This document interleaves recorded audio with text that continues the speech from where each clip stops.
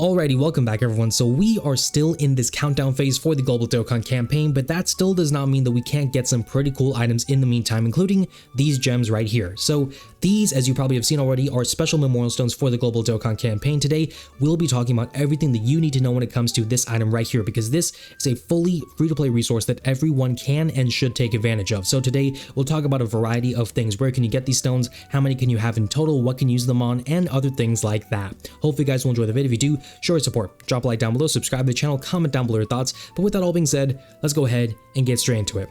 Now, the first thing we have to talk about is what can you use these stones on, because obviously that is the big selling point of this item. So right here in the Baba shop, we can exchange these stones for specific items, which as you can see right here are different characters. Now in total, we're able to pick from characters from the 1st anniversary up to the 5th anniversary. So that includes summonable Dokkan Fest TORs, Dokkan Fest LRs, Yellow Crane LRs. Any summonable character from that period in time is fair game, and you will find them in this shop. So that's important to know right there. But besides that, there are other general key pieces of information that we can already see from here in the Baba shop, which are very important. The first thing is that for every character right here, it costs you 20 stones to get a single copy of said character. It doesn't matter how old they are, how good are they, if they have a super easy A, you know, if they're an LR or whatever. Every single character will cost you 20 stones for a copy of that character. Now, in the cases of certain characters, you can see right here with, for example, Goku Black, you can get multiple copies of the certain character, but still every copy is going to cost you 20 stones. So that is important to note right there in terms of how the cost kind of focuses in there for the shop. Now, besides that, another important thing to note, which you probably have already seen by now, is that every character is in their fully Dokkan Awakened status. So in the example of Super Saiyan 4 Goku from the 4th anniversary, who I still need this unit by the way, if I were to go ahead and pick this character, he would already come out as an LR. I wouldn't have to farm his Dokkan Awakening medals to get him to become an LR. He would already be fully complete in that sense. The same thing applies for Yellow Coin LRs, for Dokkan Fest TORs. They will be complete when it comes to their Dokkan Awakening status. However, that does not mean that they are fully complete in the grand scheme of things. So with the case of Super Saiyan 2 Goku, if we go up right here, Super Saiyan 2 Goku is a Dokkan Fest TOR, and right here, he is fully complete in terms of being a TOR status. However, he is still not fully properly complete in the sense of missing out on his Easy A. As you see right here, he's at level 120. He does not have his Easy A complete. So whichever character you pick and choose from in terms of the list, you will still have to make sure to complete their Easy A or their Super Easy A, because that is going to be very important in terms of making sure that they are as good as they are supposed to be. So it doesn't matter which character you pick and choose from, how old they are or how good they are. No matter what, make sure you do the Easy A's, make sure you do the Super Easy A's if they're applicable. Make sure you complete those and apply them, because the last thing you want to do is to go ahead and get, for example, Super Saiyan 2 Vegeta, and then he's completely mid because you forgot to do his Easy A or something like that. So make sure to be wary of that. But again, all these characters will be in their fully Dokkan Awakened status, so that is pretty helpful right there in terms of not having to spend energy and time to farm those Dokkan Awakening medals. Now, the third thing that we can see in the shop here, and this is very important as well, is how much time that we have to make these decisions. So right here at the time I'm recording this, we have 49 days to really make a decision on what we want to do with our stones in terms of who we want to pick up with the stones for characters, right? So that is a lot of time. That's almost 2 months, right? A bit over 1 month right there. And basically in total, the stones that we have right here are supposed to be available up until the 11th of August, which in theory should be when the entire Global Dokkan campaign comes to an official closing. But still, that is a lot of time. That is still the whole month of July available for us to really think and bide our time and see how our summons go, what we really need from this whole kind of shop in terms of characters and choices. So what that means is you guys should take your time and really see what is the best choices for you, because there's a lot of different characters. Some characters are going to be very cool, some characters are going to be really good, but you really want to make the best choice for yourself. So there's a lot of time to really think and see what that decision should be. So that's important to know right there. Now, from that point on, the next thing we have to talk about is how many of these stones can you have in total, because obviously with so many different characters, the question is how many of these different characters can you get? So in total, we were able to apparently get up to 100 of these stones. Now, up to this point in time with the countdown phase, the maximum we can have for the time being is 40, which you see I have right here.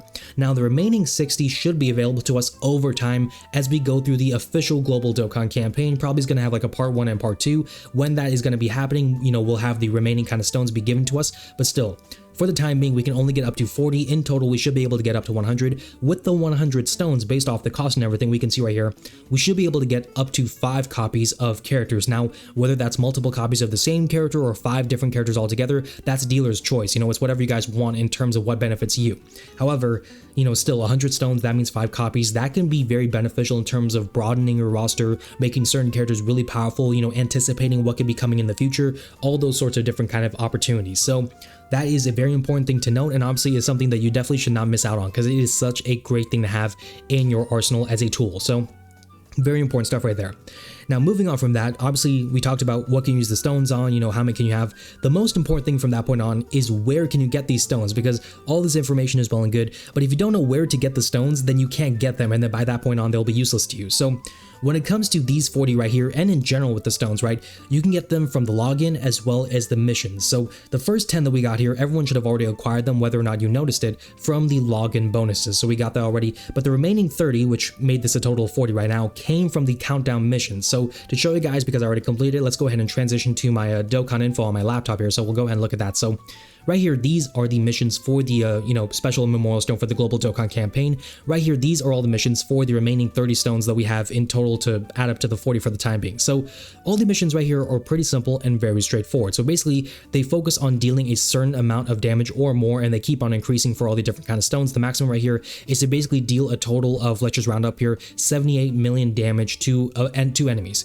Now, there are certain caveats to be aware of, so they're written right here. So if you deal more damage than the enemy's HP, that extra amount of damage will not be counted to the whole kind of total, and the damage dealt in the stage will only be counted if you clear the stage. So if you did a bunch of damage but then lost the stage in its entirety, then that damage would not count whatsoever. So that's, you know, all things to be kind of considered, and also the damage dealt in different stages will all be counted. So really, this should be so easy for everyone to complete. I did this in one go without even paying attention to it, and then I accidentally accepted it without even realizing. Basically, one trick that I did, which you guys can do, is go to the special kind of like what you call the prime battle, not prime battle, but like the burst mode kind of a fight right there for Yamcha right now. You can go ahead and do that fight, basically have Yamcha get a bunch of HP in terms of his whole kind of boss mechanics, and then he'll have a bunch of HP. You can farm this pretty easily, complete the stage, and bam, you got it done. So it's very straightforward in terms of how these missions work, in terms of, you know, how you can get these stones. We don't know what the remaining stones will look like in terms of the missions to acquire them. Maybe it'll be the same kind of premise. Maybe there'll be like other stuff like getting free-to-play characters or easy A's or stuff. We'll have to wait and see. Probably I'll make like separate vids on that later, though I will say as a side note, it's taken me a few days to make this vid right here, but still, you know, it is pretty easy to get these stones right here. Now, moving back to my device right here so we can look at the game and everything, now that we've talked about the general information, I want to go ahead and still give you guys some personal kind of assistance in that sense. So I'll go ahead and share with you guys some general kind of specialized, you know, perspective on how I recommend you guys should approach using the stones, as well as what characters you should go ahead and go after. So first of all, when it comes to generally how you should approach using these stones, I've already said it several times now, I feel like in the vid, so you probably already know where I stand on this, but you should take your time, be patient, you know, wait and see how your summons go, wait and see how the global Dokkan campaign goes, see how the meta is changing, what characters are getting buffed, see what is going on with the game before you make your decision. Again, as of right now, we have 49 days, but still, there is plenty of time to really wait and see what is happening with the game before you make a decision that will ultimately be irreversible, right? So you don't want to make a decision and then have a regret in terms of what you like chose. If you picked a character because they're cool, or if you picked a character because they're meta, you know, there's a lot of different factors that go into it, but still, the general thing I would say is everyone should be patient. There is no reason why any player should just outright spend their stones right now at this point in time. Everyone should be waiting till essentially near the end of July to make the decision for themselves. So that's my general kind of recommendation right there. Again, there's a lot of different choices in total, so there's so many different things or different approaches or avenues you can go ahead and do based off your own personal account. But generally, again, be patient. There's going to be a lot of information, a lot of different potential super easy A's, different updates, different, you know, enhancements. So, you know, there's a lot of things that we have to wait and see in terms of the campaign before we can see, you know, how everything's going to change. So that's the important thing right there.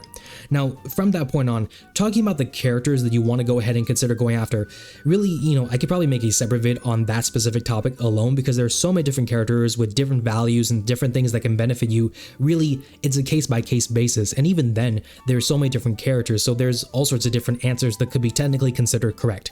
My personal philosophy when it comes to picking characters, which I'll share with you guys right now, is I believe that 55% is greater than 100%. And what I mean by that, if I were to expand upon it, is if we have 100 stones, let's say, or in this case right now we have 40 stones right here, if I were able to pick 2 characters that I don't have, so let's for example say like if I go down here, I know 2 characters I don't have, for example. So for example, I do not have the Go Bros right here, and another character I don't have is Super Saiyan 4 Goku.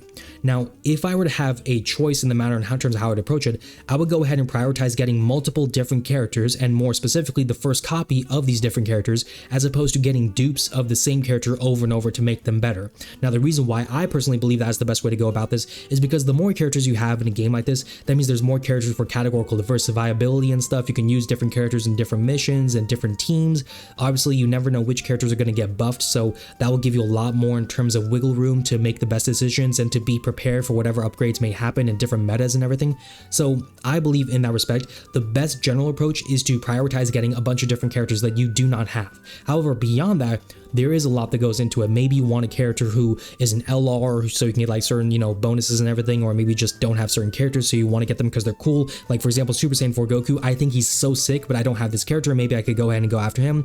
Or maybe you want to go ahead and get a character who's recently good. In that case, I could say, you could go after Super Saiyan 2 Goku and Vegeta because they recently got their EZAs. They're not the best EZAs at this point in time, but they're still pretty decent, I would say, overall. So you can go ahead and go after characters like them, or you can go after some of the super EZAs. Obviously, if you go down here, there are a lot of different super EZAs that exist in the game for the time being. Some really good ones right now are, for example, like In Buhan is one of the top super EZAs in the game for the time being. Super Saiyan Blue Kaioken Goku's pretty decent, I would say, as well. Super Vegito has a super EZA. Tech Beerus is really awesome, of course. If I go down here, Tech Cell, one of, if not the best super EZAs in the game right now. So there's a lot of different options that you can pick and choose from. Obviously, a lot of these characters right here have super EZAs that you can go ahead and do. So there's a lot of wiggle room in that sense. Also, other characters you can consider going after could be characters who are due for super EZAs in the future. Right now, apparently two very popular ideas for super EZAs nowadays are Vegito Blue and Super Saiyan Rose Goku Black. So if that is the case, they don't have their super EZAs quite yet. Maybe they would be good options for you guys in the near future once their super EZAs become confirmed and they become good options once again, because right now they are a bit trash.